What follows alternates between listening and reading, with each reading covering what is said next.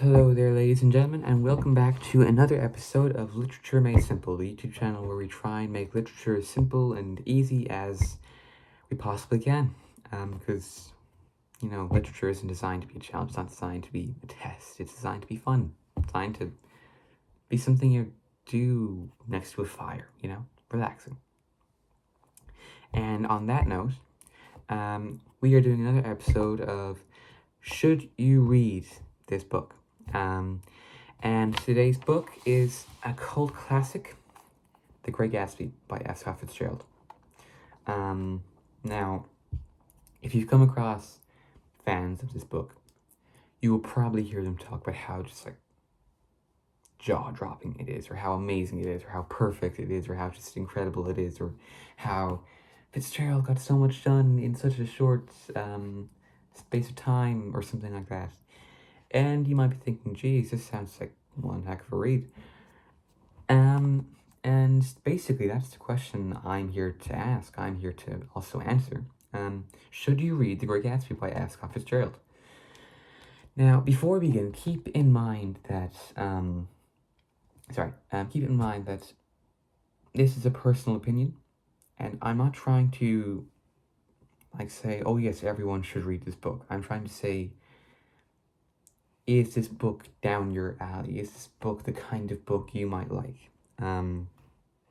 Because not everyone's going to enjoy this book, even if I say that you will, of course. I'm trying to say that this book might be your kind of book. It might be the kind of thing you enjoy, usually.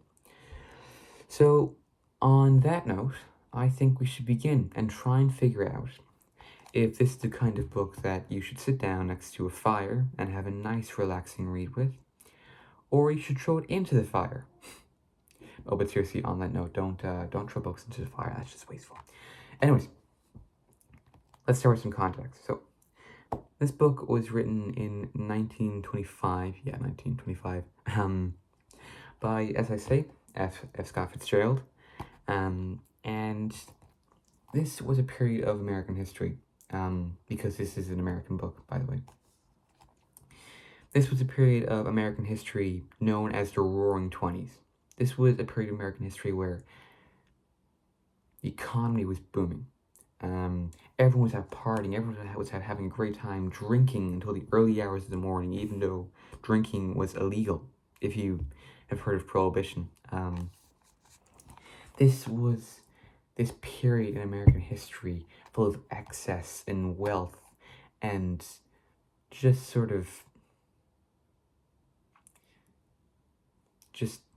as I say, it was just wild, is the best way to describe this decade. And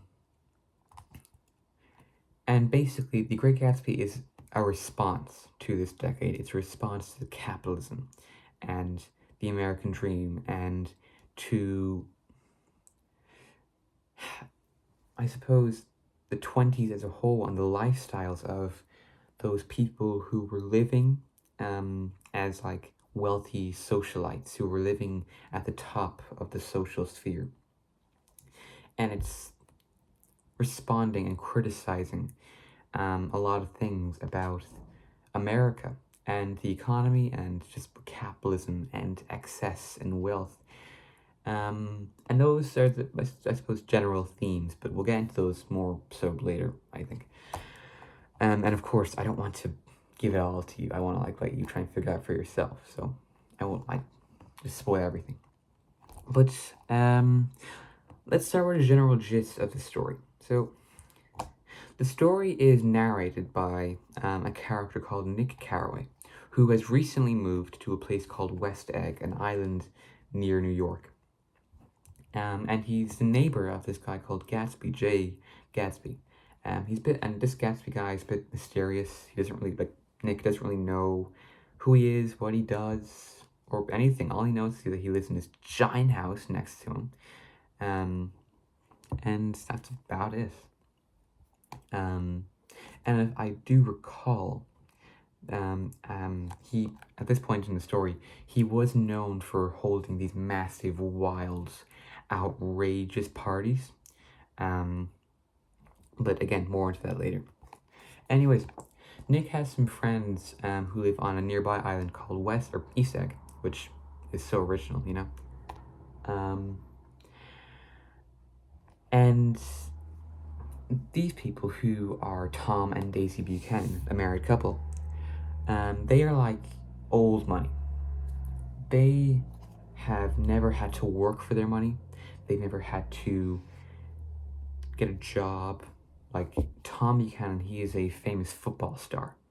And by the way, a pretty big racist, just if you're ever reading this book. And Daisy is just this beautiful, but I'll be frank, not very intelligent woman who symbolizes a lot of stuff for me personally in the book. But anyways, yeah, so Nick goes to see them one day, and he also meets someone there called Jordan Baker, who's a professional golf player, yeah. And I'm telling you all this just to let you know who the main characters of the story are. But basically, the story revolves, this is just a general one because I don't want to give you the entire story. The story revolves around Nick and his interactions with every character in the story, but mainly Mr. Gatsby. And it mainly revolves around us learning more about Gatsby, us learning about his origins and his motives, and us learning about what he wants out of life and what he, basically what his gods are, basically what he prays to. Because, like, I'll let you know this before you walk into the book. Everything in this book is basically a metaphor for something. Gatsby's a metaphor, Daisy's a metaphor. There's this infamous scene at the end of chapter 1 where Nick is, he sees Mr. Gatsby outside of his house looking at a green light out at the bay of Daisy Buchanan. And this is a very famous symbol, and people have taken so many interpretations from it. Some people say it's the American dream, some people say it's money, some people say it's Daisy. It's just this book is metaphor filled. There was also, this is my favorite image from the entire book, the image of this advert of, like, basically it's this advertisement for this eye doctor. I apologize, I forgot the name for it. Anyways, it's Dr. T.J. Eckelberg, which I love that name. I love saying the word Eckelberg. But that also has so much metaphors and, like, these concepts that who is our real God in today's world? Is it money? Or do we even have a God anymore? What is really happening to today's society? And just, as I say, walk into this book expecting metaphors. Lots and lots of metaphors. Anyways, back to the story. So, basically, Nick learns that Mr. Gatsby has moved here with the sole intention of meeting Daisy and the sole intention of trying to convince Daisy to marry him. Which sounds like a stalker, and looking back, kind of is.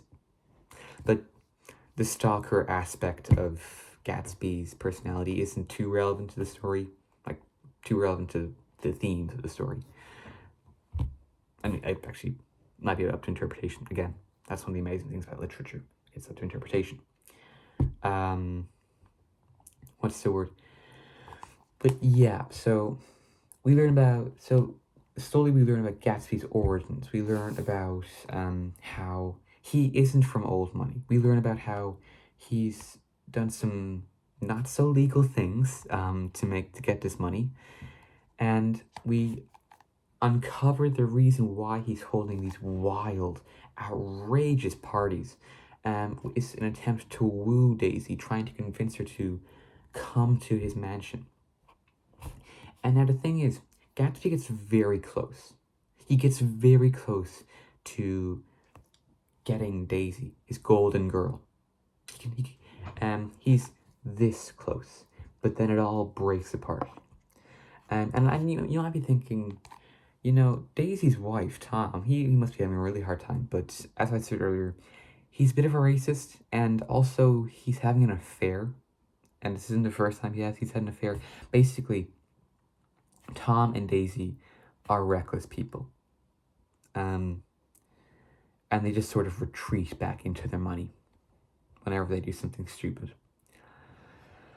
But yeah, so I won't tell you how the story ends because I don't want to spoil it. But essentially, in Gatsby's pursuit of love and Gatsby's pursuit of Daisy, he does inevitably fail. I will at least tell you that. But I think that you can't talk about the story without talking about the themes. So I really have to start with that now. And also apologies for the rather vague synopsis of the story, but I don't want to let you know too much, because if I do, it will ruin the first read of the book. And if you're a reader, you will always know the first read of a book is the best read. It is the read that forms your opinion of the book. And sometimes, you can have a reread and think, oh, maybe I was too young when I read this book. Maybe I was not in the right mindset. But there's something special about a first read of a book. It's new, it's exciting, it's different. And I don't want to spoil your first read too much. Anyways, the themes. So this is where this book really shines. If you're into books that are deep, that are political, that are thought-provoking, you will probably really enjoy this book. Unless, of course, you're some sort of die-hard capitalist. I don't know your personal preferences. But yeah, so as I said at the beginning, this is a response to American capitalism. And basically, the main message of this book is that the American dream has lost its way. This is represented by the fact that Gatsby, who's constantly trying to find Daisy, trying to get Daisy, never manages to do it. He works tirelessly. He has spent decades of his life trying to get this golden girl. And he fails. And this is a metaphor for two things, personally.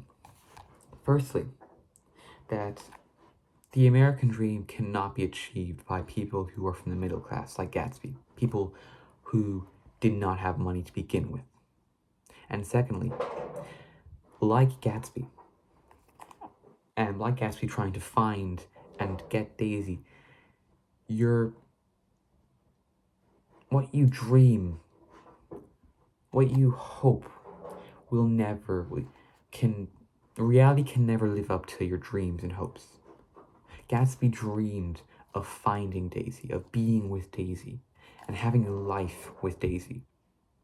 But the reality wasn't as perfect as he expected. And I would argue Fitzgerald is trying to paint a picture of the dangers of obsession.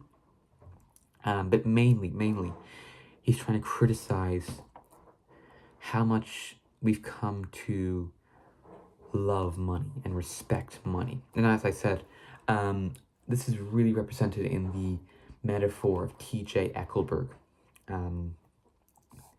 These giant eyes looking down at all the characters who pass by on the road in this ash-filled little place near the city of New York.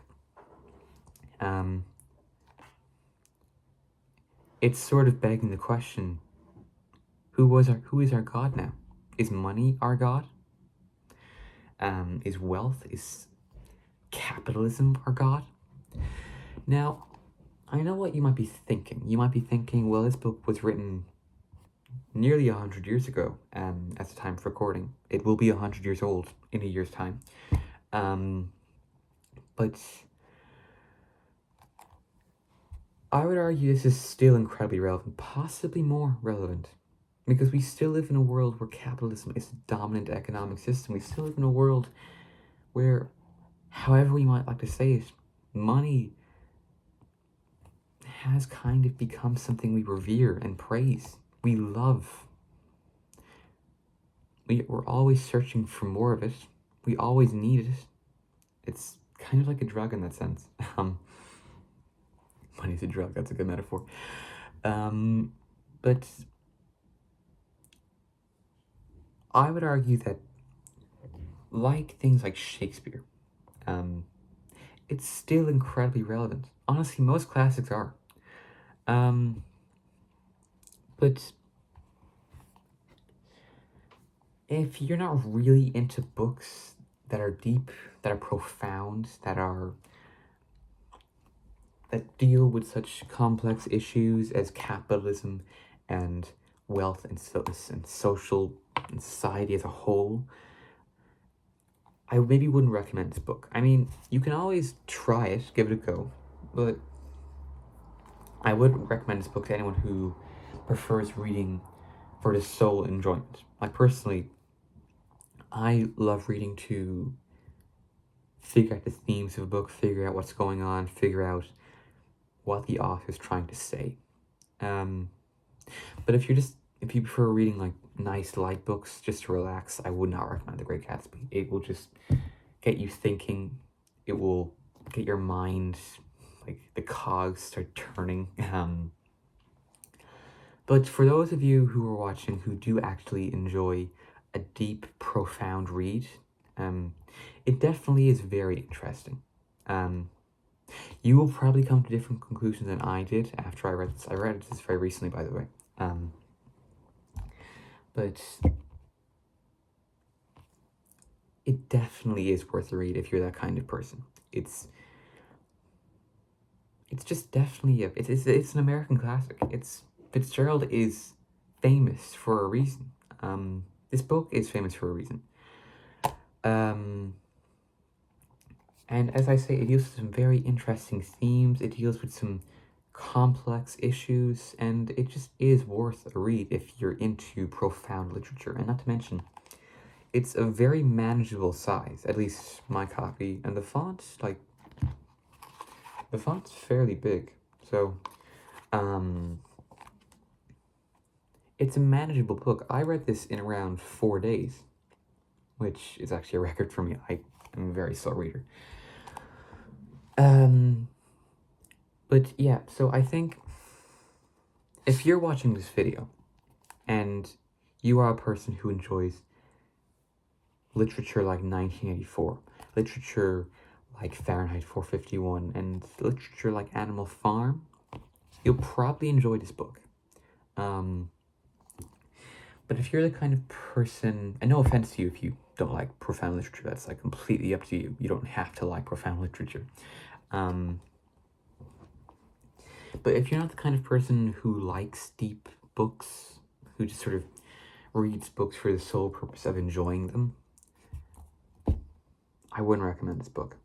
But the one piece of advice I can give anyone who watches this video is do not watch a movie adaptation of The Great Gatsby to try and figure out what this book is like, because this book is infamous for not being able to be adapted into a good movie.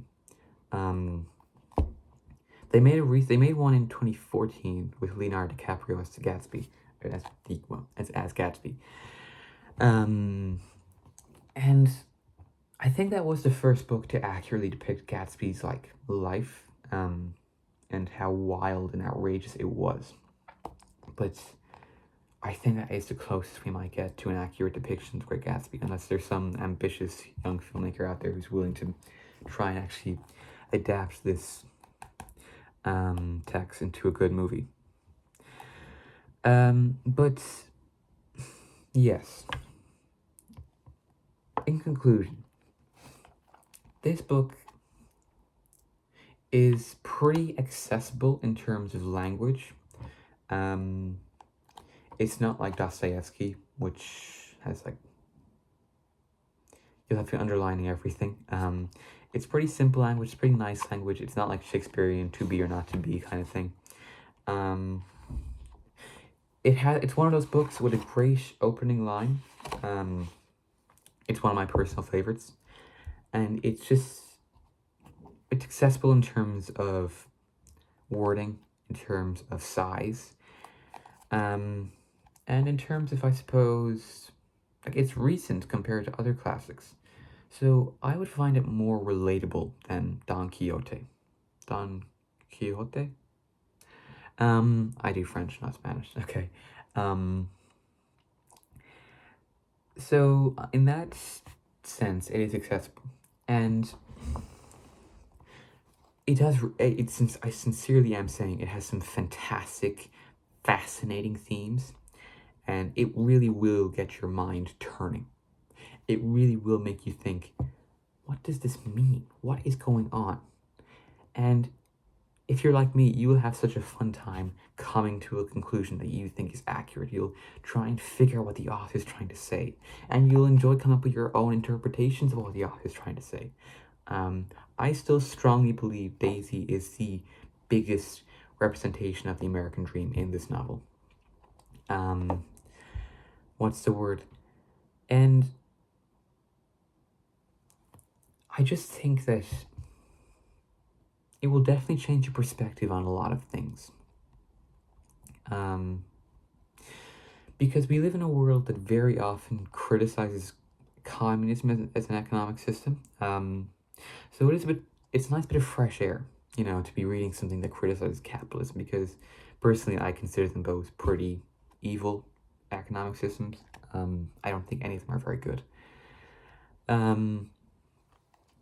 But just, I know I keep repeating, but the biggest advice I can give you as a reader when walking into this book is that if you're not a fan of Orwell, if you're not a fan of Fitzgerald's other works, I suppose, and if you're not a fan of like Ray Bradbury or other American authors like Fitzgerald, I don't think you probably will enjoy this book. But I guess you shouldn't judge a book by its cover. And if you still feel that you're a bit on the bench with this book, I definitely recommend giving the first maybe chapter or two a go and seeing if it's up your alley. But I personally love this book. It's definitely amazing, very accessible, very nice, and very light, not like War and Peace. And I think personally that you should read this book, and I hope you do, and I hope you enjoy it. That's all from me. Have a great day, and I will see you soon. Bye.